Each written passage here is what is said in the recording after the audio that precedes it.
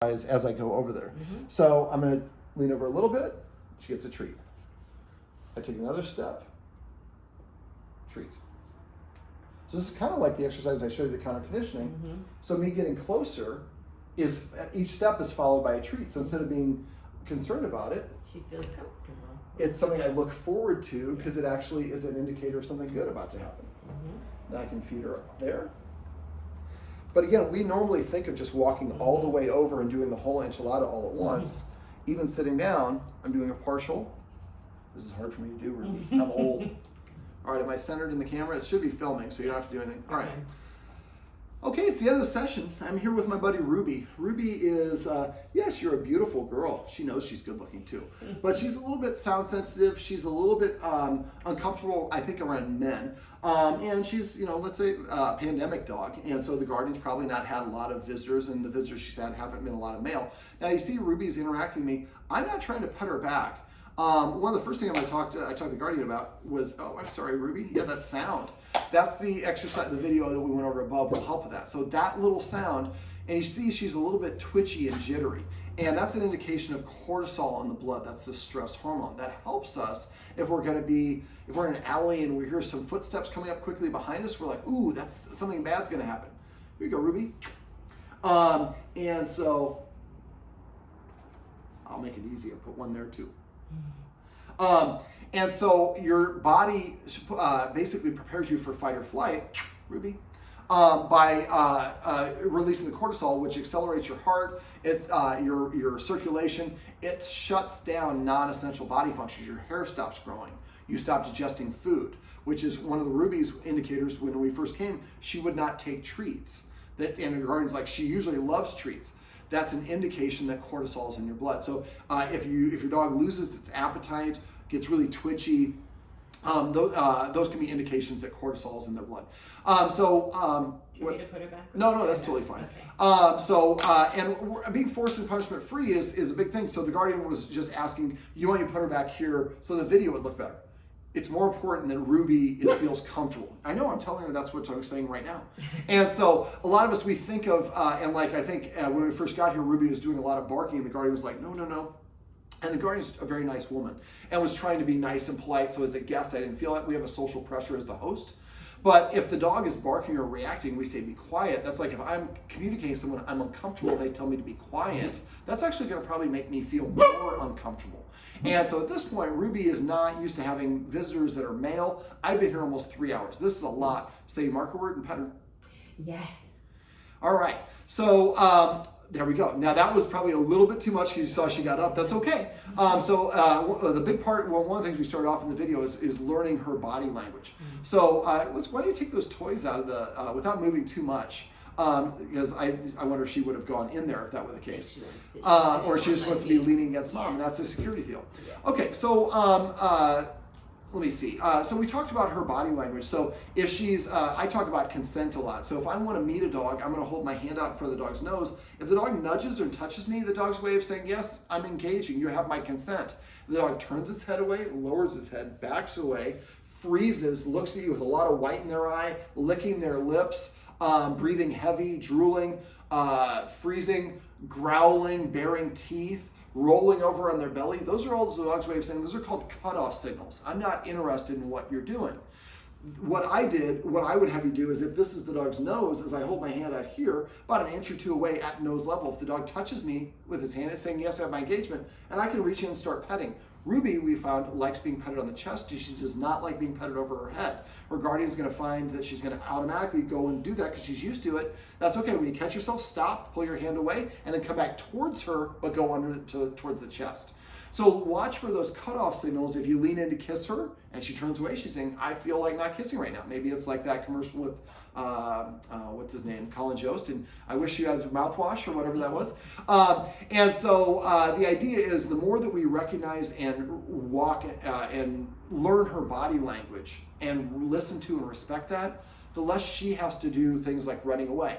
So one of the things we went over was a conditional emotional response. That's the holding the harness out. She looked at the harness, we said yes, and took the harness away, and then she got a treat. And eventually we were holding the harness, she would touch the harness, and the last stage we're holding the harness, she's putting her nose through it. But we need to go at her pace for this sort of thing.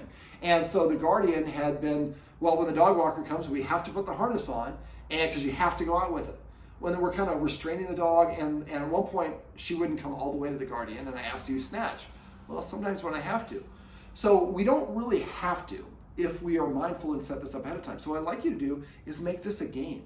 Like 3 times a day, I'm gonna, with about 20 treats or pieces of kibble or whatever, I'm gonna do it in this room, then I'm gonna do it over the dining room, I'm gonna do it in the bedroom, guest room. And so after a while, Ruby's like, oh, you picked up the harness? Oh my God, that's the fun, happy thing. I have a dog that's dog reactive. He's muzzle trained. If I pull out the muzzle, he sprints from across the room and shoves his nose in the muzzle because that means he's gonna get a copious amount of treats. We want her to say the same thing. I come and shove my head in that harness and then I get a treat. And eventually you're gonna do the underneath part, give her a treat. And she also seemed to be reactive to the sound, so that Velcro sound might also be something. So you might just open a little bit, treat, as long as she doesn't respond. But you open a little bit, she jumps and gets down. That's her way of saying that's too much for me. So you might do a little bit less or record it and play it at a lower volume so we can have just a small enough spike where she can digest it.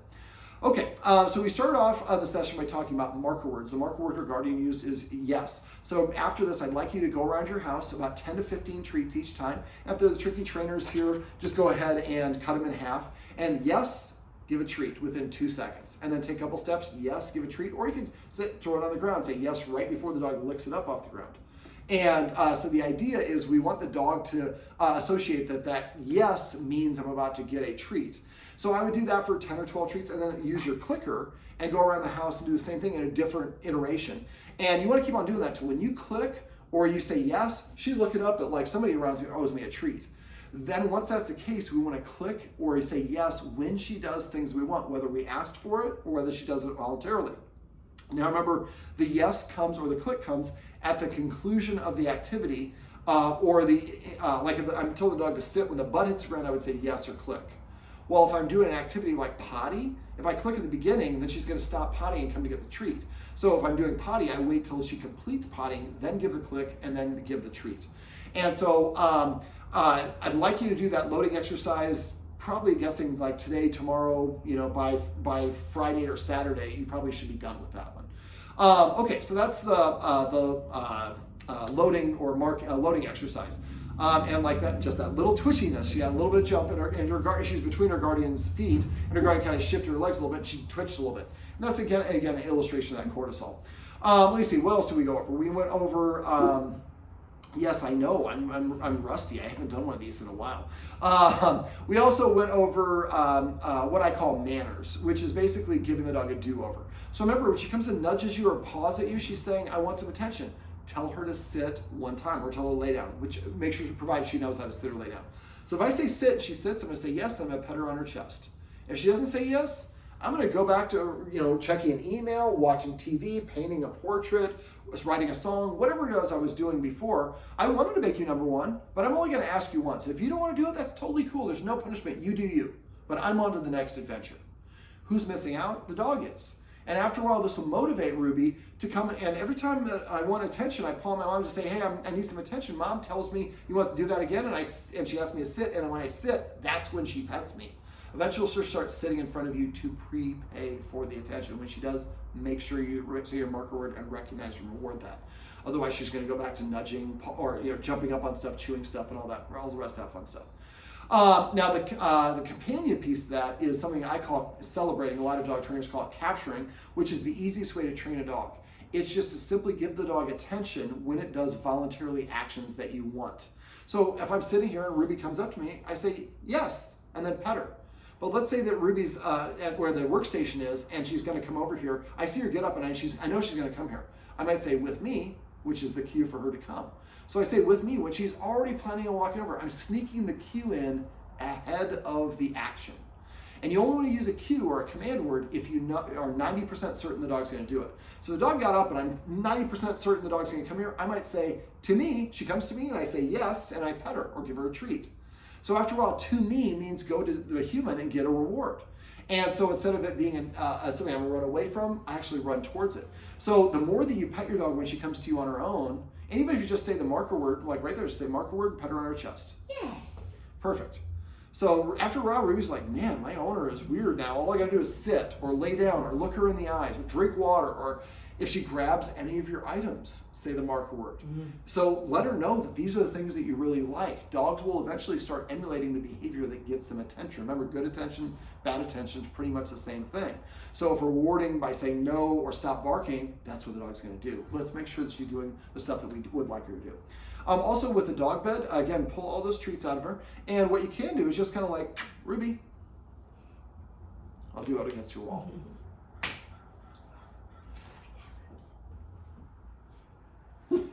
And so right now it's a long day for her, so she's probably not going to do it. But every once in a while, just go grab about 5 of these treats, cut them in half. When she's standing right there, just toss it right in there. When she steps on the dog bed, say yes. And eventually she'll step in with 2 feet just before you say yes, then 3 feet. And then leave treats in there. Every time she's not looking, leave a treat in there. If you find a $100 bill in a restaurant on the floor, every time you go back to the restaurant, you're going to look in the same spot. Same principle applies for dogs. Okay, so we also went over exercise. Now she goes on a pack walk, which is great, but I think it's probably, frankly, too much. It's not, I won't say too much, but it's probably more than is needed. But it's great. It works for her lifestyle and she's comfortable. I'm not saying you shouldn't do it. But it would be better to go on 4 15-minute walks than one hour walk. So the days she doesn't have a pack walk, try to get yourself incorporated with different various types of exercise. We went over sniffing on walks is a great way to burn energy. Now she's up. Go ahead. There we go. Go ahead and tap in the dog bed. See if she'll go in there. And pick it up. There you go. Yes. There you go. Pick another one up and drop it. Movement for dogs is going to be more appealing. So if you drop it, dogs are going to see that more than and be more interested if you just hand it to them or place it on the ground. Okay, so other types of exercise, and she might be cookied out, and we've given her a lot of treats. But that could be celebrate right there, yes, and pet her. So that celebrating, it's going to be hard for you to get in the habit of it. So you might put yes right there. Yes. Perfect. Yes. And if you notice she gets up each time you do it, then maybe scratch her in her butt or find a secondary third place to pet her. Okay, so sniffing on walks burns a lot of energy, so let her sniff as long as it's safe to do so. I also like you to do the find it. So start off here, show her that you have a treat, and find it. And then when she goes and licks it up, you can say yes. And do that in your house. It's kind of a variant of cookie in the corner that we went over. But eventually I want to get to the point where you can do it right outside in your hallway. Then you do it in your elevator going down. Then you're doing it on the walks in the grass. She already sniffs a lot, but when she does, if you know, oh, there's a skateboarder or there's somebody coming by that she always barks at, I can do it, find it, throw it on the ground. So you remember, you say find it, then you throw it. And then you can leave, if the dog's, let's say the person's coming from here, I say find it, throw in here, the dog comes and gets it, I say find it, throw in here, here, here. The dog's now moving away from the thing as opposed to what I was doing, or pulling the dog away. Now we also went over hand targeting, and the guardian selected the word boop as the cue for it. So boop, so boop, and then throw your hand, and when she touches her hand, her nose to your hand, say a marker word, and then put the treat on your hand. Don't move your hand away. And eventually you want to, and the progression, remember, is turn, then lean, then take 1 step, then take multiple steps. Keep on practicing that until you can get her to come from like 15 feet away. Boop. Make sure you keep it at nose level or lower. If you say boop and she doesn't come to you, then just keep on chopping your hand closer and closer and just say the marker word when she does it. After a while, she'll kind of figure that out. Boop means run over to your hand, get a treat. Let me see, what else? Well, we're talking about cookie in the corner is kind of the same thing. So we threw 1 treat and said hunt, and then she said yeah. We said yes when the dog got it, and then said to me. She comes back here and got the second treat. Then I would throw 2 treats and hunt, and then to me. So we're kind of doing 2 exercises. And eventually you can do it at different parts of your house, but eventually you would just say hunt and point in the area that you've already left the treats. You're not throwing them at this point. And the dog goes and sniffs with his nose. You can Google scent games. There will be a whole bunch of websites and articles talking about different versions of scent games. I don't like barn hunts, which is they put mice in little tubes. They run around the barn. The dogs got to sniff them. It's terrorizing for the mice, so I don't really like that.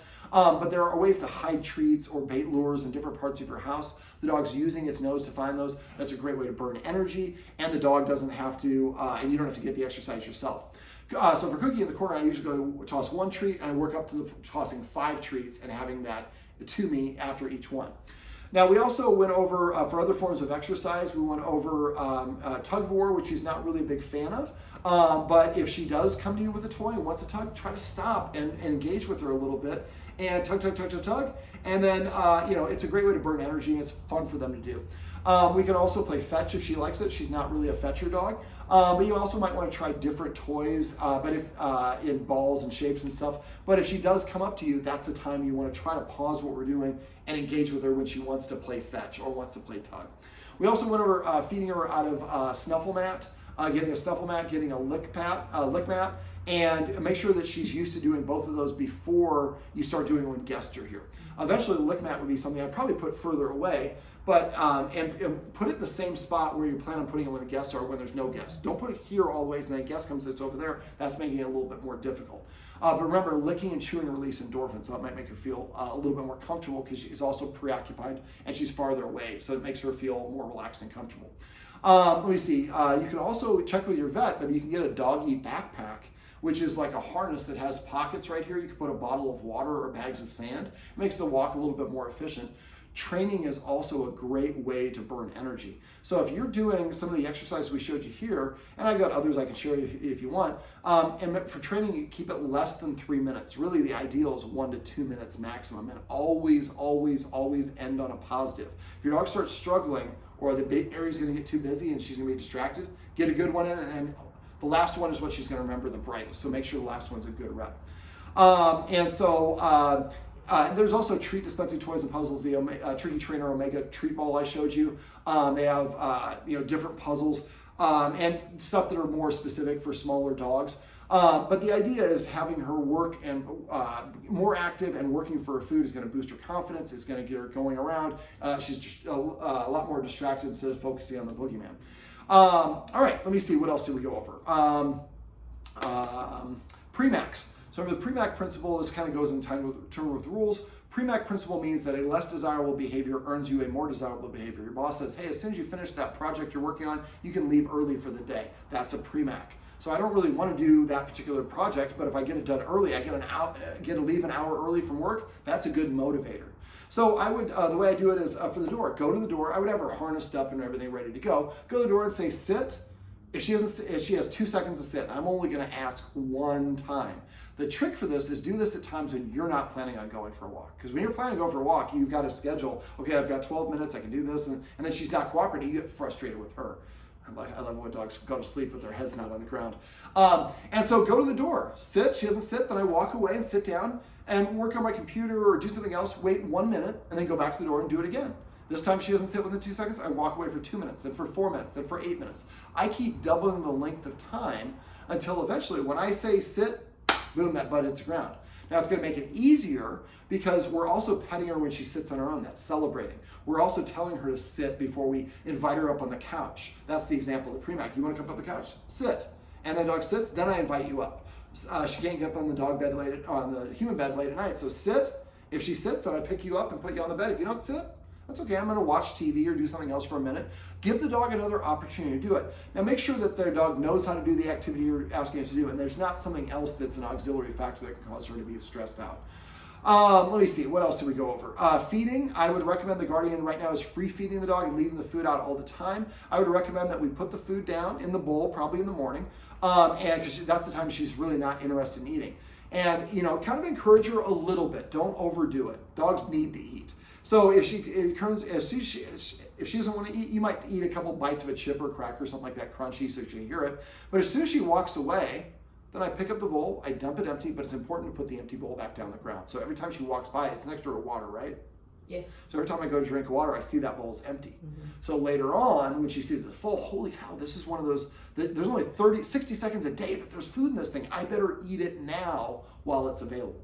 And so after a while, she'll start eating on a regular basis, which would be helpful for her confidence because she knows what's coming. It's also helpful for her digestive system, her weight. Also, knowing what's coming, like I said, leads to confidence. But what if she needs medication later in life? And not having to bribe the dog with filet mignon, but just getting her to eat when she's supposed to eat.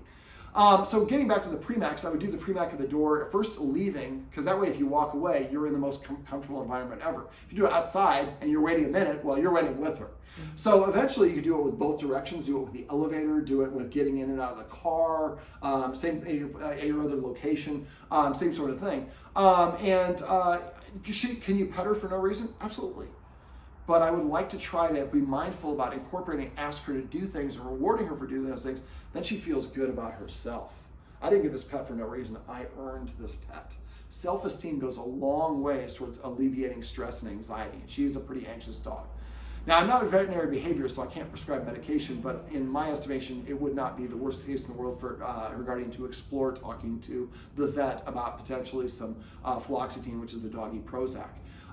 It's just one of those things that takes about 4 weeks to kick in, but it kind of dims things down. I think I make it a little bit easier for you to work on the stuff some of her bugaboos. Now, the stuff that I throw a lot of stuff at you, it seems overwhelming at first. Anything you don't remember, just text me. I'm always available to you. I have people, if I don't hear from you, I assume everything's going great. So please bug me. It's not bugging me. Please notify me. I will be upset with you if you have questions and don't message me right away. And don't wait for 3 of them. Just send them as they come. And then you might reach training plateaus. She's a smart dog. Confidence, when we learn a new skill, we feel better, we carry ourselves, our chin is up. So go to YouTube, bang, you're dead, roll over, go get me a toy.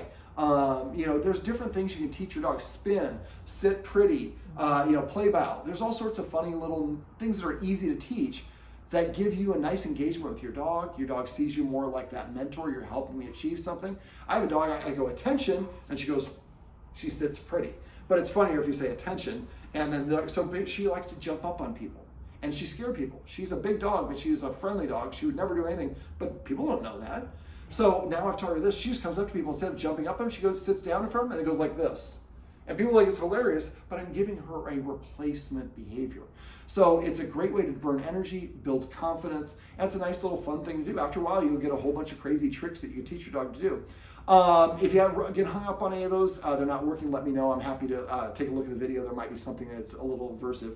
But she's a good dog. I think that now that you kind of know what to look for a little bit, one of the fundamental things I'd like you to kind of take away from this is recognizing and reading my dog's body language so that I get her out of situations before she needs to. So like she was barking me a lot. One of the things you might do is just preemptively do the find it. So reintroduce find it here. It was too hard to introduce it and use it. But if she's used to it, our behavior consultants, we deal with aggressive dogs in my office in the Midwest. We tell people the first session might be just us holding still and throwing treats on the ground and not doing anything else. We have to earn your dog's trust. And sometimes movement can trigger a bite. In her case, movement triggers a fear response, and she gets up and flights and moves away. So when you have guests come over, I would, like I did at the beginning of this video, I'm going to probably edit that part out, but I was standing where the camera is and I walked over here. What I did is I took one step and I tossed a treat. I took a second step, tossed a treat. So each step was preceded by a treat. Now, eventually we would like to flip it. I would like to take the step, then, I think I inverted myself. I teach puppy classes too, where we have to do both. In puppy classes, what we do is we would toss the treat, then do the step, toss the treat, do the step. Do that a couple times as the dog's warmed up, then we make the flip. Then I would take the step, then I get a treat. Another step, get a treat. And so let's say that I'm here and I'm a guest and she's where she is now by her dog bed. If I just stand up, she's probably gonna bark. So what I could do is, hey, Miss Ruby.